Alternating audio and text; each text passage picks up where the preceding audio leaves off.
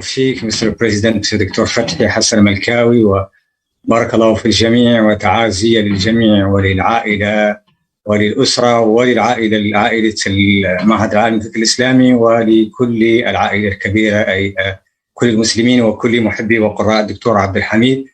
In fact, much has been said and written and will certainly be said about the person, life and values of Dr. AbdulHamid AbuSulayman, given as have just been underlined his itinerary in many ways. For my part, I have had the opportunity and the privilege of directing the work of translating a large part of his work into French. And I myself have translated his work Corruption and Despotism, إشكالية الاستبداد والفساد في التاريخ الإسلامي. In fact, those discussions and exchanges that I have the opportunity to have with him during more than a decade on different contexts, particularly about his books translation, and then specifically about his work Corruption and Despotism, إشكالية الاستبداد والفساد, allowed me, I think, to re-specify a certain number of key concepts that he deployed in his work. In those concepts, he combined the historical, as you know, historical, economical, and socio-political perspectives with probably one purpose: to answer the Arcelanian question, why Muslims have fallen behind while others have developed. لماذا تخلف المسلمون أو لماذا تأخر المسلمون ولماذا تأخر غيرهم, which is in fact not only Arcelanian question, but it was also Ottoman question and 1617 Muslim question and so on. Corruption, therefore, like despotism, are two key concepts in his thought and do not target a specific sphere. It is a question of observing a contemporary mode of being among Muslims, synonymous in Dr. AbdulHamid's eyes with moral decadence, and as it is of seeking to go back to its origins or its historical backgrounds or historical roots.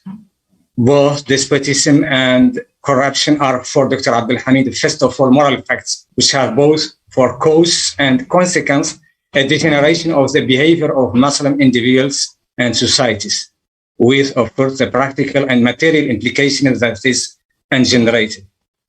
In the debates and roundtables that we organized after the release in French of his book Corruption and Despotism in 2012, faced with different audiences, sometimes mainly Muslims, sometimes non-Muslims, sometimes ultra-conservative and opposite to his ideas, as a rather liberal, with all the parentheses that those terms require, and those last, I mean those so-called liberal, were of course very happy to read and hear a radical internal critique of the history of Muslim by an authorized Muslim thinker.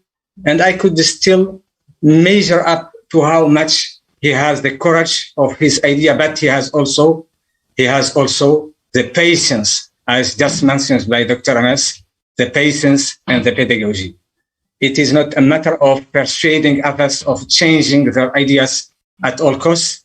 It is rather a matter of explaining the ideas and supporting them with historical and social examples.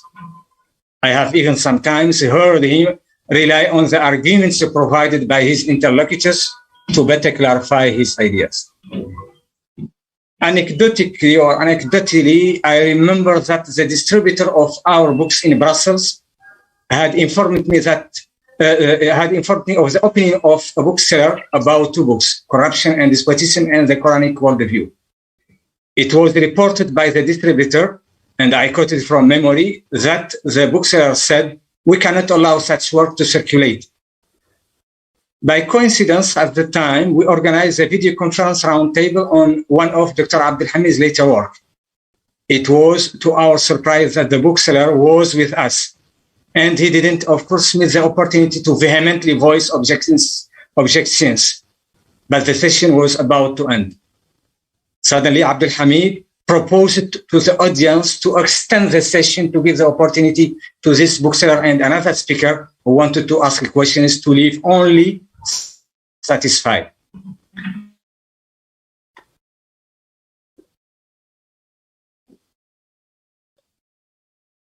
trait of his personality that can be summed up by the expression: not simply having the courage of his ideas, not simply having the courage of his ideas, but also the pedagogy, or more generally, the practice tools.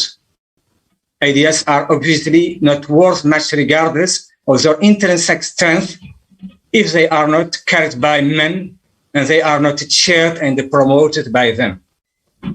In this, he was obviously concerned with combining reflection with action, which is certainly the key to his continued commitments in different spheres, as you mentioned. He was thus able to focus on Islamic values that are both central and neglected, such as freedom of conscience and freedom of expressions, shura or opposition to any political monolithical vision, the promotion of women's condition, education reform, or more generally the reform Muslim reason, as mentioned by Dr. Ahmed Alwani and Dr. Hisham, Muslim reason, intellect, collective Muslim mind, or episteme, that we can call the epistemological reform as coined by Dr. Kesuli. It was necessary to have daring and more than daring, because it was not a question of a provisional attitude, but of values of life, which crossed to the 20th century and the first quarter of 21st century. And the train obviously does not stop there. The work will continue, inshallah. رحم الله الدكتور عبد الحميد أبوسليمان في أسمى الجنان مع النبيين والصديقين والشهداء وحسن أولئك رفيقا. شكرا جزيلا سيد الرئيس دكتور. جزاك الله خيرا.